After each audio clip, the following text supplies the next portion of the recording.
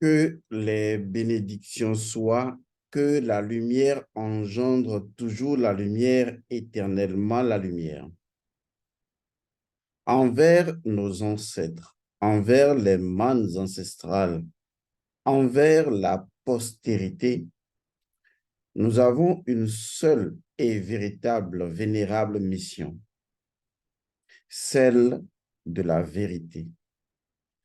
Même si cette vérité se cache derrière la réalité symbolique des choses, nous ne devons jamais mitiger, nous ne devons jamais nier la vérité. La vérité, c'est cette dimension scientifique, spirituelle et magique de la nature elle-même, une trilogie, un triptyque fondamental. Il y aura toujours une part de magie dans la nature que la science ne pourra jamais régler. Il y aura toujours une part de spiritualité dans la nature. Il y aura toujours une part de science dans la nature. Les trois sont ensemble. Les trois sont interreliés et on ne peut jamais les séparer. Tout ce que vous trouvez aujourd'hui, que vous pouvez appeler l'eau, la science vous dira l'eau, voilà sa formule. Mais la science est incapable de vous dire pourquoi l'eau. Pourquoi faut-il que cet élément soit? Et c'est là que se retrouve justement la spiritualité. Mais au-delà de la spiritualité, elle-même ne pourra pas vous dire le comment de ce pourquoi. Et c'est là que se trouve la magie. Vous ne pourrez jamais totalement connaître une chose. Même si vous accédez à son principe premier spirituel, il y a toujours de l'inconnu, de la magie qui demeure. C'est ce qui rend la chose excitante, intéressante. Et c'est ce qui captive ou interpelle notre innocence. L'innocence est magie parce que la pureté est magie. Alors, laissez-moi vous transporter dans un univers dans lequel on vous a enlevé quelque chose de très précieux, de fondamental à travers une histoire biaisée, une histoire qui n'a pas eu de véritable fondation, fondement et d'honorables contours. On parle de ces histoires qui sont souvent inventées à tort, à travers, qui sont tirées à Dia, sans pour autant révéler le principe premier initial au commencement de l'histoire, de la chose elle-même. Et c'est là que tout le monde tombe dans cette affaire sordide où la spiritualité est devenue aujourd'hui un outil à travers lequel on maltraite, on reconditionne les gens, on les désolidarise, on les dissocie de leur véritable identité intrinsèque. Alors, de quoi il est question? Je vais commencer par l'histoire de cet homme mythique qu'on appelle Moïse. Une histoire qui concerne Moïse est liée à cette légende qui n'a jamais existé. D'ailleurs, on en parlera puisque cela est lié à un code essentiel de la création, de la nature, du cosmos, à ce type très mythique, très connu, Moïse, et à l'histoire du veau d'or. En fait, lorsqu'on parle justement du veau d'or, tout le monde regarde vers l'Afrique. Et il y en a même qui ont transformé le veau d'or en vaudoune. Et ils ont dit que Dieu a dit de ne point adorer les statues, des sculptures et de ce genre de choses.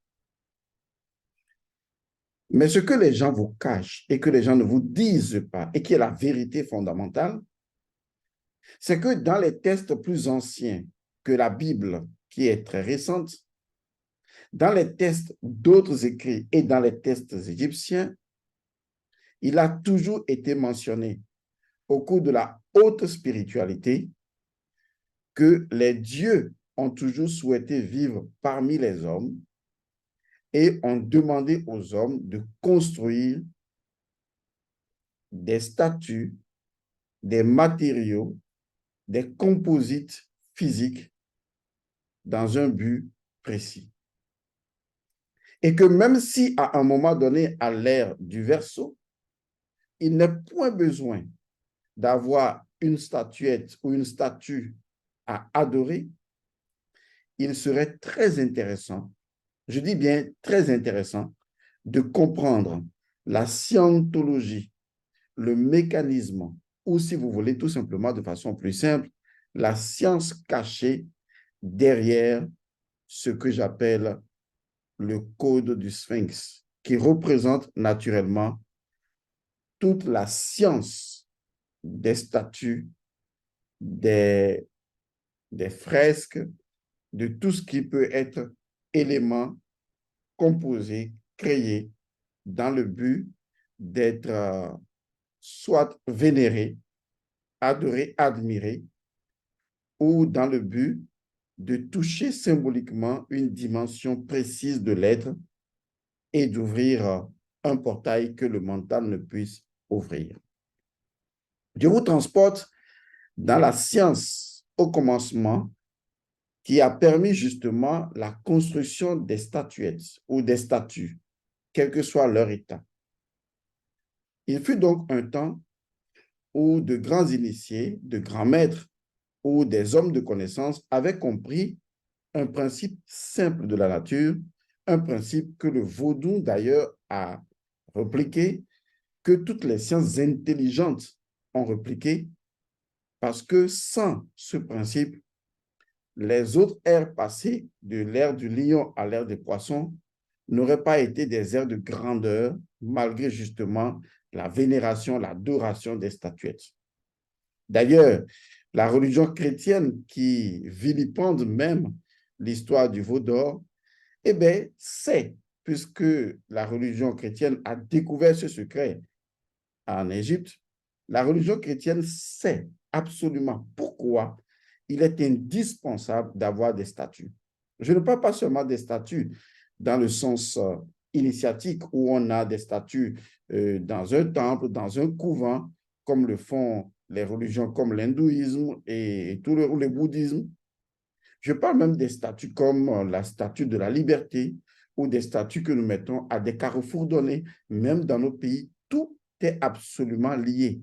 Quel est le principe premier qui est en relation avec les statues? Principe premier qui se cache dans le code du Sphinx. Parce que quand on ne sait pas, il faut reconnaître qu'on ne sait pas et se mettre sur le chemin de la connaissance. Car si une chose a été, elle a eu sa raison d'avoir été, et cette raison en est le principe premier, puisque la chose a été. Autrement, elle n'aurait pas pu être, puisqu'elle n'a été que grâce à son principe premier. Du coup, c'est ce principe premier qui va nous renseigner sur le pourquoi la chose a été et devait avoir été, excusez le français, pour que justement le tout soit le tout. Pour ceux qui comprennent, vous avez compris. Il s'agit d'aller à la découverte de la science secrète, de la science cachée, non seulement du code du Sphinx, mais en fait du code des statues. Est-ce que vous voyez de quoi il est question? C'est toute une science, c'est formidable, c'est extraordinaire de voir jusqu'à quel point les ancêtres ont laissé cette empreinte. Autrement, pourquoi aujourd'hui encore l'Église s'acharne à concevoir des statuettes de Vierge Marie, de Jésus, et à envoyer des populations entières aller les adorer, ce qui, en fait, ne correspond à aucune science spirituelle aujourd'hui, mais plutôt à un abrutissement total, puisque la science elle-même, qui permettait de construire les statues et de leur donner une raison de vivre, cette science, malheureusement, soit elle est perdue, soit elle est minutieusement cachée. En fait, pour comprendre ce code, il faut aller vers tout simplement ce que nous appelons le Sphinx. Généralement, qui représente justement l'ère du lion, si vous voulez. Mais en fait, c'est son code qui nous intéresse, puisque de son code, on comprend la génération et la genèse des statues. Pourquoi une civilisation, toutes les civilisations, ont-elles vraiment axé leur croyance, leur adoration sur des statuettes géantes? Pourquoi? C'est ce que je m'en vais vous dire aujourd'hui et ce sera d'abord une première partie. Alors, allons-y. Les initiés et les grands maîtres, ceux qui maîtrisent la métaphysique de la nature, je ne parle pas des subjectivistes, des inventeurs d'idéologies absurdes qui n'ont rien à voir avec le fait naturel.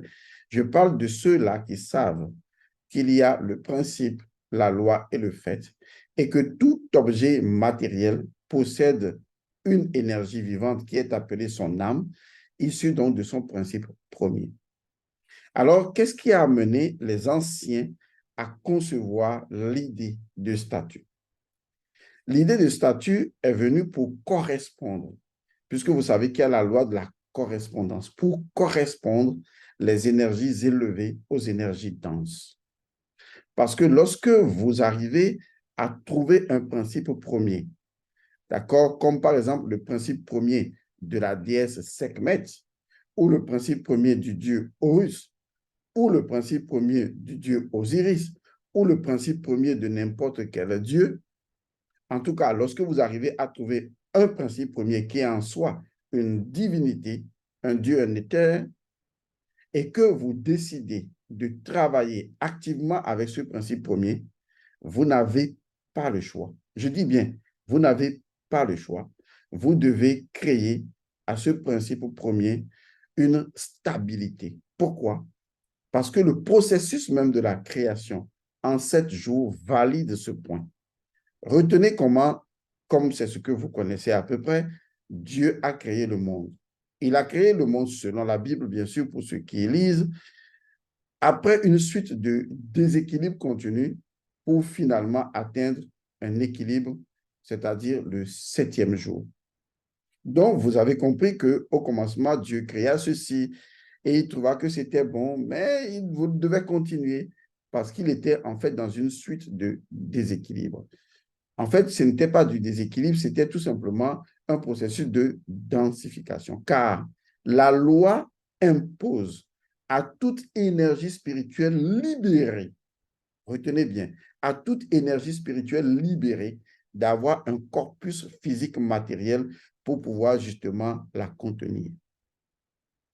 Et donc, toutes les grandes statuettes que vous connaissez en ce qui concerne les véritables civilisations, n'étaient pas simplement des statuettes pour, disons, haranguer les foules ou créer de l'admiration. C'était des statuettes qui, en fait, représentaient des réceptacles de principes premiers ou de divinités activées. Et comme on ne pouvait pas laisser leur énergie se répandre n'importe comment dans la nature et surtout dans la communauté, au risque de créer des problèmes, surtout en ce qui concerne les divinités guerrières, il faut obligatoirement leur créer une forme, c'est-à-dire une géométrie. Qu'est-ce qu'une géométrie? La géométrie permet de contenir la force spirituelle. Retenez bien ce que je vous dis. Nos ancêtres savaient énormément de choses. La géométrie permet de contenir la force spirituelle. Ainsi, quand vous prenez les divinités dans notre panthéon vaudou, par exemple, les 4 divinités principales, à savoir la divinité de l'air, de feu, de l'eau, etc., vous verrez que leurs réceptacles diffèrent. Pourquoi? Parce que le principe premier de chaque divinité est différent. Et les éléments qui constituent le réceptacle de cette divinité libérée, eh bien, imposent un certain nombre d'éléments pour que cette divinité se reconnaisse dans les éléments symboliques physiques, afin de pouvoir trouver le djed, un équilibre. Retenez bien que la loi fondamentale que nos ancêtres respectaient dans la maison de la vie, c'est que toutes les forces doivent constamment être équilibrées. C'est important. C'est la raison pour laquelle, dans la tradition de l'Égypte antique, Lorsque vous portez atteinte, par exemple, à une statuette, vous portez atteinte à l'énergie spirituelle de la personne, en fait, représentée par cette statuette. Pourquoi? Simplement parce qu'il ne s'agit pas d'un simple objet de décoration ou d'un monticule de terre, non.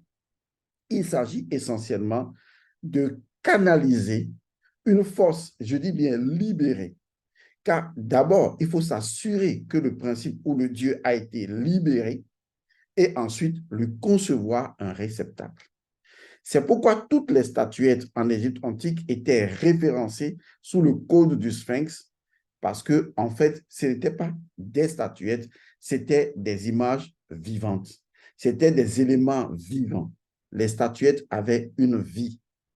En réalité, à travers les statuettes, les grands initiés, en fait, recréaient tout simplement le processus tel que, disons, Atum est arrivé à le faire. En fait, je vais parler dans un langage plus simple. Les grands initiés faisaient la recréation des choses. Et donc, pour une statuette, il faut la doter forcément, non seulement d'une force spirituelle, d'un pouvoir spirituel et naturellement d'une puissance spirituelle. C'est-à-dire qu'une statuette est composée de son principe premier, de sa loi et naturellement de son fait. Il y a donc ce qu'on appelle la construction d'un cas. Le cas qui est associé à la statuette et à sa forme précise parce que chaque statue est différente et donc la forme, sa géométrie est identifiée à une divinité précise qui en a exigé ses contours géométriques précises. Et donc, cette statue va avoir un cas. Vous voyez, un cas, disons, personnalisé. Et ce cas a été d'abord construit au moment même où la statuette était en construction. Des initiés construisaient son cas. Et son cas se construisait à partir de son principe premier et de son âme. Car tout principe premier, qui en est l'esprit, libère son âme, puisque l'âme, Ève, dans la symbolique, est tirée de la côte d'Adam, c'est-à-dire que l'âme est tirée, disons, est une portion qui émane de la lumière de l'esprit. À partir de ce moment, on comprend très bien que une statue en Égypte antique, en tout cas, et dans les traditions africaines, n'est pas une chose morte. Plutôt, c'est l'incarnation d'une entité spirituelle qui est censée habiter, n'est-ce pas, la statue et dont, je vais dire plutôt, l'adoration, qui n'était pas une adoration de la statuette, mais qui était plutôt une adoration de son principe premier, de son énergie. La statuette représentait ce qu'on appelle le djed, c'est-à-dire que l'équilibre de cette énergie. Parce que toute énergie libérée a forcément besoin d'être densifiée dans un corps ou dans une forme ou dans une géométrie précise. Et ça, nos ancêtres le savaient. Le jour où vous enlevez à une forme, vous enlevez à une entité spirituelle ou à un Dieu sa forme canalisatrice, alors vous créez un problème. Parce que cette divinité libérée, ne retrouvant plus sa forme canalisatrice, qu'est-ce qu'elle va faire? Elle va se répandre. Et quand elle va se répandre, elle va créer des situations conflictuelles. Prenons un exemple concret. Supposons que dans un pays de l'Afrique, les ancêtres ont conçu une statue. Et cette statue, peut-être à une époque antérieure, était une statue d'une divinité particulière. Mais la raison est que cette statue conçue, ou ce vaudou conçu, qui représente d'ailleurs ce qu'on appelle le tertre, le monticule de terre sorti du Noun. Et donc, c'est toujours la même symbolique sur lequel Atum est posé, Atum représentant justement l'esprit créateur. Atum a besoin du tertre, puisque sans le tertre, il n'y a pas d'équilibre pour Atum. Donc, le tertre qui représente toute matérialisation physique ou toute géométrie conçue pour canaliser la force d'Atum, eh bien, indique carrément qu'il y a un équilibre entre Atum et puis, disons, et puis l'élément physique qui l'incarne. C'est obligatoire. Et donc, si à un carrefour de votre pays, vous avez une statue et que cette statue-là a été mise là par vos ancêtres et qu'un jour vous vous réveillez et vous dites, on casse cette statue, il n'y a aucun problème. Vous avez le droit de casser. Mais vu que la plupart des gens se comportent comme des enfants bâtards, c'est-à-dire les enfants bâtards, c'est les enfants qui ne se rappellent plus ou qui ne veulent plus suivre leur tradition, qui veulent se couper de leur tradition en disant que tout ce qui vient de la tradition est mauvais. C'est triste. Et ne se posant pas la bonne question pour savoir le pourquoi du pourquoi des choses. Et en rectifiant les choses, ils vont s'attirer d'énormes malheurs. Donc, si vous arrivez à casser ces statuts, alors que vous ne savez même pas quel est le principe actif, qui est donc l'élément de canalisation de la divinité libérée, qui a exigé une forme précise à un moment précis et à un endroit précis, si vous cassez n'importe comment cette statue, eh bien, vous allez avoir d'énormes problèmes. Et donc, cette statue cassée, le cas, vous voyez, le cas est contenu par la forme et la forme est contenue par le cas. C'est un principe élémentaire en construction de statues mystiques. Le cas est contenu par la forme est contenue par le cas. Et ça, c'est important. Parce que, est-ce qu'il faut l'expliquer? Parce que lorsque on va faire des offrandes devant ces statues, c'est pour que justement, naturellement, à travers un élément physique qui est associé à la forme, le cas soit vivifié. Et que du cas vivifié, la statue soit maintenue dans son état spirituel. Parce que c'est le cas qui est important. Et la forme, même si elle se détériore avec le temps, contient toujours, disons, l'énergie spirituelle ou le cas de la divinité. Et donc, naturellement, son cas ne peut pas se répandre. Mais à partir du moment où vous venez vous casser sans aucune précaution spirituelle et donc vous éclatez la forme, eh bien, le cas est obligé de se répandre. Et quand le cas va se répandre, eh bien, le cas va devenir très dangereux. En fait, pas de lui-même. Le cas va se retrouver en position de déséquilibre. Et qu'est-ce qu'il va faire? Il va rechercher des formes physiques pour pouvoir justement être canalisé. Et ces formes seront des individus qui vont énormément en pâtir. Alors, les statues que vous avez dans les villes ne devraient pas être des statues qu'on fabrique quelque part et qu'on vient déposer. Parce que si vous faites ça, la loi même de la statue impose à une statue de ne pas être vide. C'est-à-dire qu'une forme, quelle qu'elle soit, quand vous la construisez, elle correspond forcément à une intention spirituelle et donc à un principe premier. Et si vous ne faites pas les ajustements entre la statue et le principe premier, parce que vous dites, oui, c'est une belle ville, on construit juste des statues, eh bien, vous allez créer des problèmes parce qu'en ce moment, vous laissez cours à n'importe quelle entité de venir s'abriter dans cette statue. Car toute forme, je dis bien toute forme, est comme un appel lancé dans le monde spirituel pour incarner une énergie ou des énergies assimilées. Et donc, dans le principe du code premier du Sphinx, comme je l'ai dit, ça, ce n'est que la première partie, on va y arriver. Il faut d'abord comprendre le pourquoi ou le principe premier de la construction des statues. Les statues permettent justement de canaliser des forces cosmotelluriques. Et une fois positionnée à un endroit que l'oracle a indiqué, cette statue constitue un équilibre pour la région, pour la zone. Un équilibre parce qu'il y a un principe divin qui a été canalisé.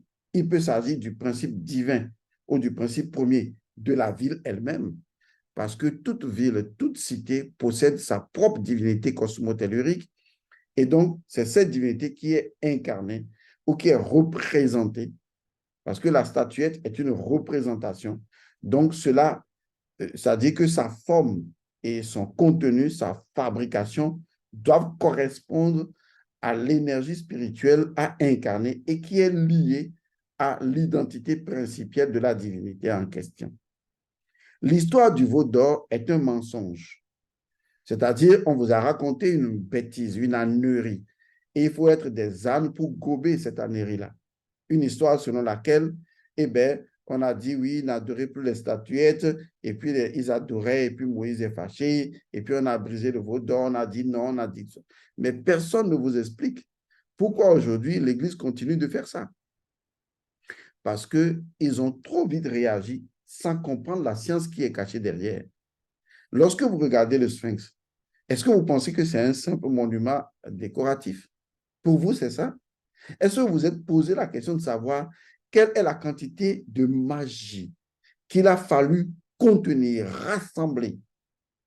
Quelle est la quantité de formules isiaques qu'il a fallu rassembler, de formules osiriaques qu'il a fallu rassembler, d'incantations, de nuit comme de jour, que les prêtres égyptiens ont pu concevoir, canaliser pour construire le Sphinx, pour représenter une entité spirituelle d'une ère astrologique, l'ère du lion, pour représenter le Sphinx, pour que justement cette statue reste et demeure jusqu'à l'entrée de l'ère du Verseau, soit une durée pratiquement de 12 930 années.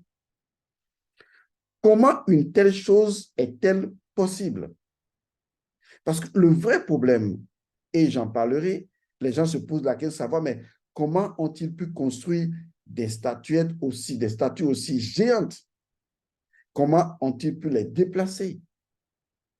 Oui, c'est normal, surtout quand on appartient à une époque où on croit avoir tout le savoir, toute la connaissance, on estime que les autres n'avaient pas de savoir et que les autres ne savaient pas et ne pouvaient pas le faire.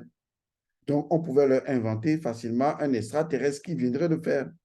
Parce qu'on se demande, mais comment ont-ils pu faire ça? Et on ne sait pas comment ils ont fait. Et pourtant, c'est simple à comprendre et à connaître. D'abord, il faut savoir que pour tout ce qui se fait, il y a un principe premier.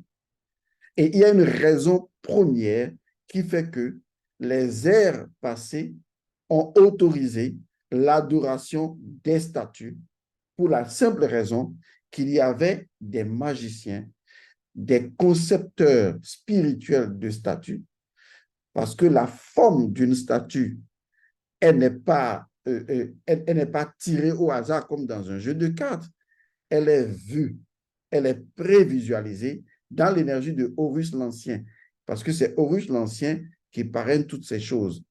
Dans l'énergie de Horus l'Ancien, on voit, en fait, c'est le principe premier qui envoie l'image de sa propre représentation matérielle.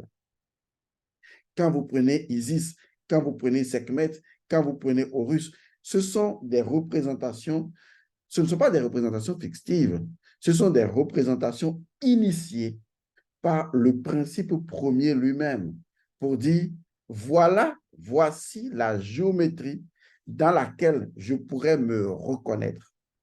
Et donc, les prêtres anciens n'avaient fait que suivre le même processus de la création, à savoir un corps physique, le cas, une âme, une énergie spirituelle. Vous voyez, et la chose devient une chose vivante. Vivante, tout comme nous, tout comme le corps physique, mais la chose est là, elle est implorée, non pas sa forme physique, mais sa représentation. Vous savez, un symbole ouvre l'esprit. Et donc, quand les gens vont dans ces ères passées, je veux dire, parce que ces ères toléraient et autorisaient et ne pouvaient en être autrement. Quand les gens allaient adorer le bélier sacré ou le taureau sacré, ils avaient des solutions parce que c'était à ces ères astrologiques et justement, les initiés avaient canalisé les forces spirituelles du taureau et du bélier dans des formes de statues qui incarnaient ce principe premier et qui contenaient une énergie spirituelle. Est-ce que vous voyez? Ça veut dire qu'aujourd'hui, si nous avons besoin de construire une statue au Togo à un carrefour, il faut forcément qu'il y ait d'abord et avant tout des initiés. Autrement, toute forme, dès qu'on ne lui associe pas une divinité ou un principe premier, tant que la forme est là, comme c'est une géométrie, le principe premier même d'une géométrie est de canaliser une énergie spirituelle. Donc, même si à la base, il n'avait pas été souhaité de canaliser une énergie spirituelle, le fait même de la géométrie de la statue va obliger une canalisation d'une énergie spécifique. Est-ce que vous comprenez? En fait, les choses vont dans les deux sens. Il s'agit d'un processus du bas vers le haut ou d'un processus du haut vers le bas. La forme peut générer une énergie spirituelle, c'est-à-dire peut construire un cas qui lui est propre, construire une âme qui lui est propre et construire une énergie spirituelle ou incarner une énergie spirituelle qui lui est propre. C'est comme si je disais, voici une forme qui est prête. D'accord? Je dis ça comme ça. Hein. Voici une forme qui est prête. Il y aura forcément une entité spirituelle pour l'habiter. Tout comme on peut dire, je veux créer une forme, je consulte l'outil, l'oracle, je découvre la forme de ce principe premier et je construis la forme tout en utilisant la yeka pour, disons, asseoir les dimensions spirituelles ou les corps spirituels de cette forme géométrique. Il est important de savoir qu'en fait, la science des statues est une science véritable, spirituelle, hautement magique. Il ne faut pas penser que les gens se réveillaient un matin, ils assemblaient une monticule de terre et puis ils commençaient donc à l'adorer. Ça n'a absolument aucun sens. Et pourtant, en 7 ans, cela marchait véritablement rapidement. Maintenant, la question est de savoir pourquoi aujourd'hui, eh bien, ça ne marche plus la plupart du temps et ça ne marchera plus. Simplement parce que nous ne sommes plus à ces ères où les choses que nous voulons réaliser doivent être canalisées par d'autres personnes dans des formes géométriques pour nous.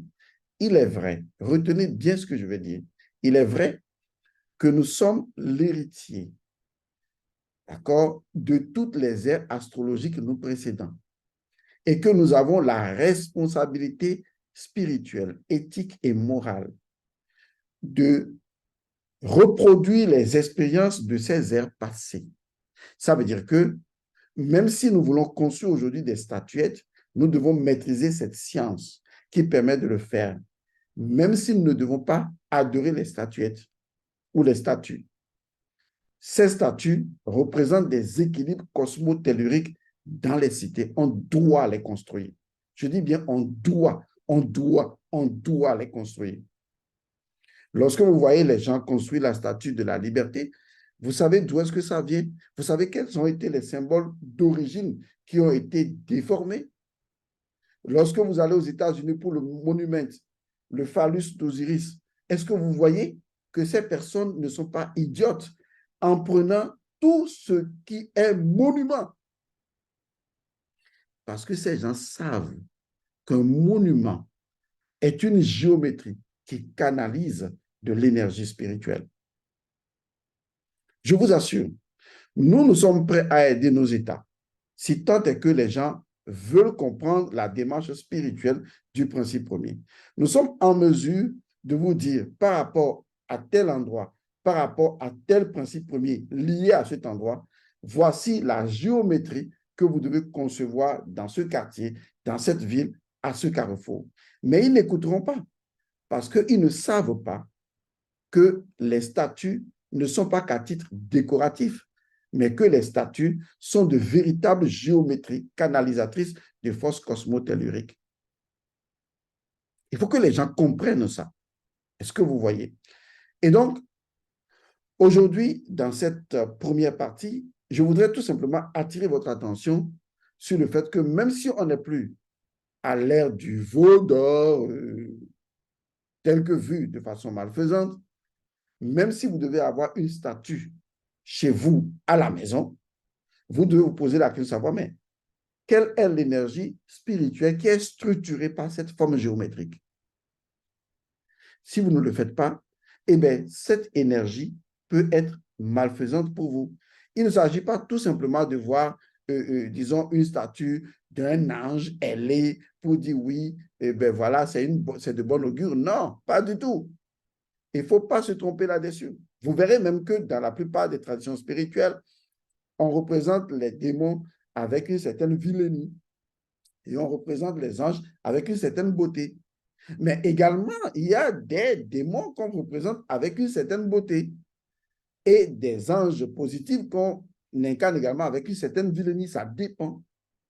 Et donc, ce n'est pas la forme physique de la chose seulement ou son visage angélique qui montre en quoi est-ce que, disons, son énergie spirituelle est incarnée. Non. Il s'agit de quelles ont été les formules magiques, les incantations, les mantras qui ont conçu le cas de cet objet. Et même si vous l'avez acheté dans le commerce, est-ce que vous êtes amené à lui créer un cas pour que dans la maison, l'énergie diffusée, puisque la statuette doit forcément diffuser, la statue doit forcément diffuser une énergie spirituelle, est-ce que son énergie a été appréhendée, canalisée, non seulement selon la géométrie, mais selon la valeur de l'âme et du cas qu'incarne donc cet objet. Voilà pourquoi j'attire votre attention là-dessus. Vos ancêtres, nos ancêtres n'avaient rien fait de mal, absolument pas du tout. Ce sont les idiots qui disent, oui, ils adoraient les statues, et puis on fait croire cela à l'Église. Les gens se disent, oui, ils adoraient les pierres, nous, on n'adore pas les choses. Il y en a même des églises qui ont dit, non, pas de statues, rien du tout, on est en train d'adorer. Oui, je vais vous poser juste une question. Vous savez, je vais vous poser une question.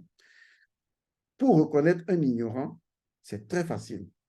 Pour reconnaître un idiot, quoi. Un idiot ignorant, c'est très facile.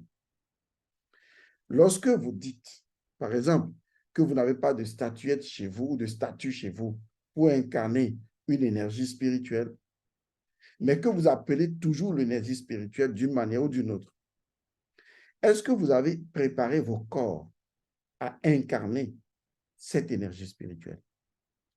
Parce qu'il faudra le faire. C'est pour cette raison qu'il y a une phrase qui est ressortie dans la Bible des chrétiens, notamment dans le Nouveau Testament. Une phrase qui dit ceci, je ne sais pas si c'est Jésus qui l'a dit ou ses apôtres, on dit que le moment viendra où ce ne sera plus sur des pierres que les commandements de Dieu seront gravés, mais dans le cœur. Personne ne comprend ça. Personne ne sait qu'à l'ère du verseau, effectivement, ce sont nos corps physiques et leur géométrie qui doivent être en mesure de canaliser les dieux. C'est-à-dire que quand je prends la déesse Sekhmet, ou quand je prends le dieu Osiris, ou quand je prends la déesse Isis, ou quand je prends, disons, le dieu, n'importe quel dieu du Panthéon, ou n'importe quel principe premier de votre Panthéon, il faut que vous vous posez la bonne question.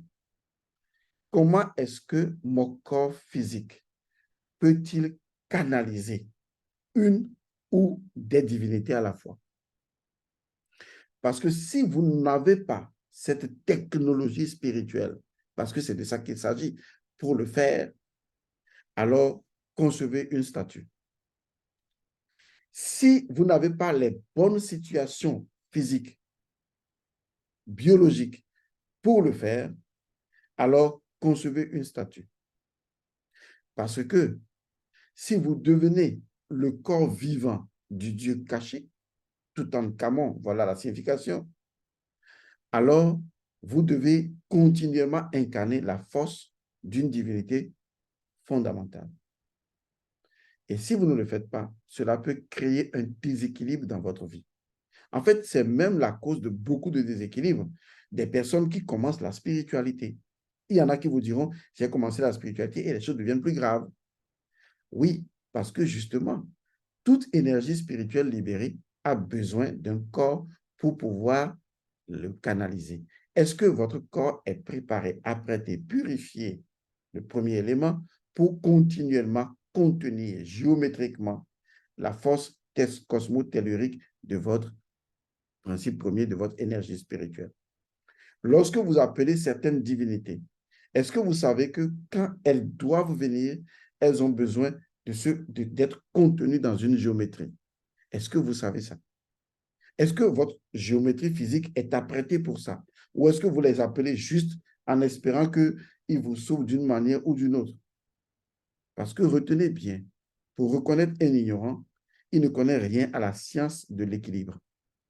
La science de l'équilibre est le fondement de la métaphysique de la nature. Toutes les forces doivent constamment être équilibrées. Et donc, l'équilibre, c'est un élément matériel, le 7e jour, pour stabiliser la force, en disant, te voilà enfin, je t'ai maîtrisé. C'est ce que nos ancêtres faisaient. Ils n'adoraient pas des statuettes ni des statues. Ils vénéraient parce qu'ils interagissaient avec leur cas. Ils vénéraient, puisque le cas est un élément de vénération. Ils vénéraient ce qui est contenu. Ils vénéraient le contenu, pas le contenant, le contenu de la statue. Le contenu, c'est la magie que les prêtres avaient pu rassembler concernant la connaissance de ce principe premier de cette divinité du Sénéchère, ou du Sénécheret, et ont pu mettre dans une forme. Et quand les Égyptiens allaient vers cette divinité, eh bien, ils les invoquaient et ça marchait. Ça marchait parfaitement. Quand les gens allaient en ces temps jadis vers les vaudous, ça marchait. Vous parlez à un vaudou, vous rentrez chez vous, vous avez le résultat. Parce que justement, ces vaudous avaient été préparés pour ça. Ce n'est pas comme aujourd'hui, chacun invente n'importe quoi et dit qu'il a un vaudou. Non. Il s'agit d'une technologie spirituelle malheureusement pratiquement perdue aujourd'hui. Il n'y en a que des rares personnes qui connaissent encore cette technologie et peuvent construire des vaudous dans des carrefours, dans des endroits.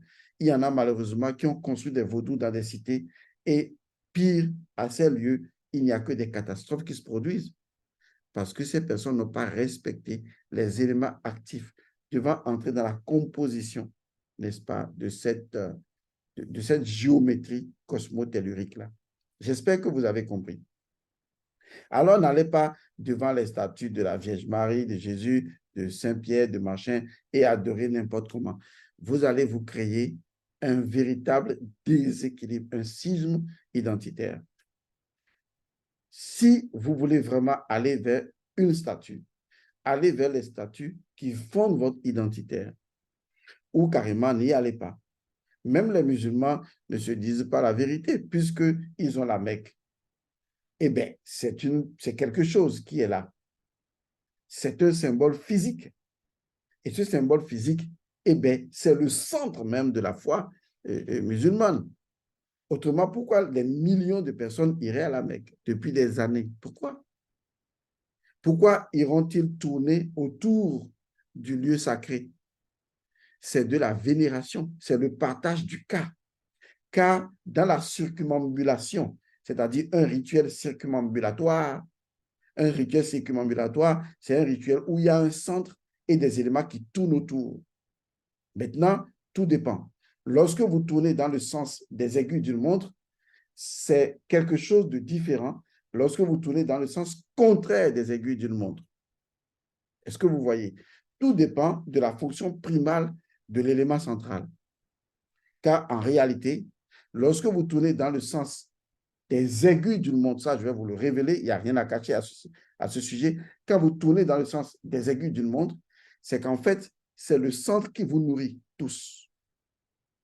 Est-ce que vous voyez? C'est le centre qui vous nourrit.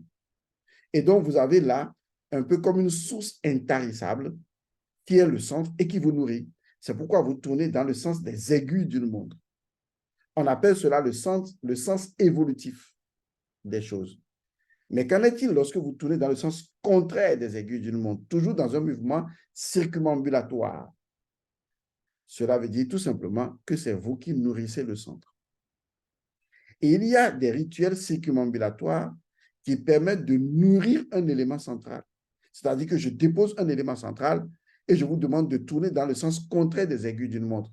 En fait, vous vous dévitalisez progressivement pour nourrir l'élément central.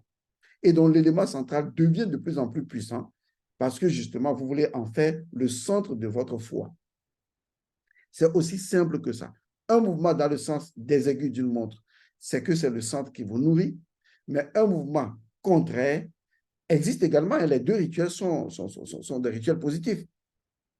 Parce qu'il y a un rituel qui est lié à la source et un autre rituel qui est lié à la matrice. faut pas confondre les deux. Il y a un rituel qui est lié à la source et un rituel qui est lié à la matrice. Le rituel qui est lié à la source, c'est que vous tournez dans le sens des aiguilles d'une montre. Ça veut dire que c'est la source qui vous nourrit. C'est ce que nous faisons pendant le feu sacré. Mais si vous tournez dans le sens contraire, ça veut dire que ça, c'est le rituel lié à la matrice. Ça veut dire que tout le monde vient fournir son énergie à l'élément central. C'est pourquoi on tourne dans le sens contraire des aiguilles d'une montre. Donc, le centre prend un peu de l'énergie de chacun. Et c'est ce qui va renforcer la déité centrale de ce point. Donc, vous comprenez, moi, je n'ai rien dit. Chacun observera. Donc, il n'existe pas une religion qui n'ait pas un élément central de pouvoir qui soit associé à une pierre, pas à du fer, à une pierre. Je ferai cela dans la deuxième partie en parlant de pourquoi la pierre. Pourquoi la pierre? Quel est l'élément important que la pierre apporte? Ça, il faut le comprendre. Donc, il n'y a pas cette religion qui n'est pas ça. Même les religions qui, je vais dire, qui s'érigent et s'irritent contre ces formes de pratiques ont forcément un élément central. Parce que c'est là que ces religions veulent que toutes les forces spirituelles se centralisent. Car je vous le dis, il y a des gens qui font la spiritualité qui sont des imbéciles, des idiots et des fous. Il y en a de différentes catégories. Pour les reconnaître, il faut tout simplement se poser la bonne question. Où est la science dans ce qui se fait? Car en réalité, toutes les énergies libérées doivent forcément avoir un réceptacle. Vous voyez par exemple une nation. On peut parler de la nation togolaise, de la nation française, de la nation, voilà, n'importe quelle nation. Nous avons des armoiries, nous avons des symboles, parce que ce sont ces éléments qui constituent les géométries dans lesquelles les forces vives de la nation s'incarnent. Le Togo, avec ses deux lions, malheureusement, je ne sais pas comment ça a été fait. Je vous éveille l'esprit pour que les gens ne vous disent pas, oui, le veau d'or, ils adoraient les veaux d'or, et maintenant, nous, on adore le Dieu unique, on est monothéiste, eux, ils étaient polythéistes. Moi, quand je reste comme ça, je regarde les idiots danser, je dis, oh, vraiment, ils sont bêtes. Si seulement ils savaient qu'en réalité, c'est toute une science qu'on doit même incorporer à l'ère du Verseau, plus l'ère du Verseau, et non aller contre, comme des bâtards, des babas qui renient leur passé et qui ne viabilisent pas, qui ne fertilisent pas et ne vitalisent pas leur passé. La force des bandes ancestrales est là.